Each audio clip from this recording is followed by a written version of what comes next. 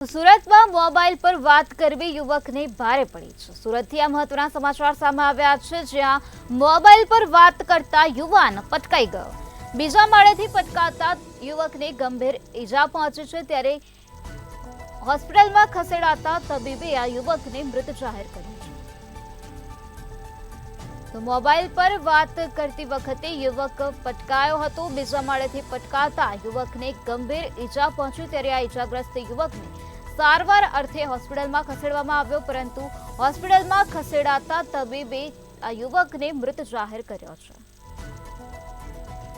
આ યુવક બીજા માળેથી પટકાયો હતો અને તેને ગંભીર ઈજાઓ પહોંચી હતી, તેથી તેને સારવાર અર્થે હોસ્પિટલમાં લઈ જવામાં આવ્યો, પરંતુ હોસ્પિટલમાં ખસેડાતા હાજર તબીબે આ યુવકને મૃત જાહેર કર્યો છે। સુરતમાં મોબાઈલ પર વાત કરવી આ યુવકને ભારે પડી ગઈ છે। તો મોબાઈલ પર વાત કરતા યુવાન બીજા માળેથી પટકાયો અને આ યુવાનનું મૃત્યુ થઈ ગયું છે। તો બીજા માળેથી પટકાતા યુવાનને ગંભીર ઈજાઓ પહોંચી હતી, ત્યારે તેને સારવાર અર્થે હોસ્પિટલમાં લઈ જવામાં આવ્યો હતો, જ્યાં હોસ્પિટલમાં હાજર તબીબે આ યુવકને મૃત જાહેર કર્યો છે।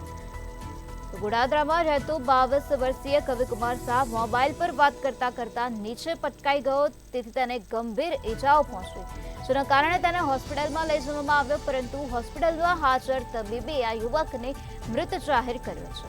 તો મોબાઈલ પર વાત કરવી આ યુવકને ભારે પડી ગઈ છે।